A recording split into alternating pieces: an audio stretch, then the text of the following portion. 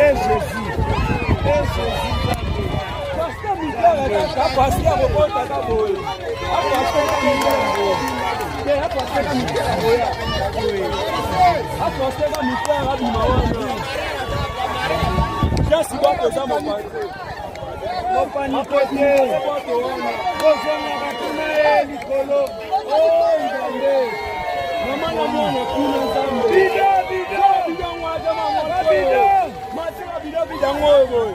C'est pour les gens.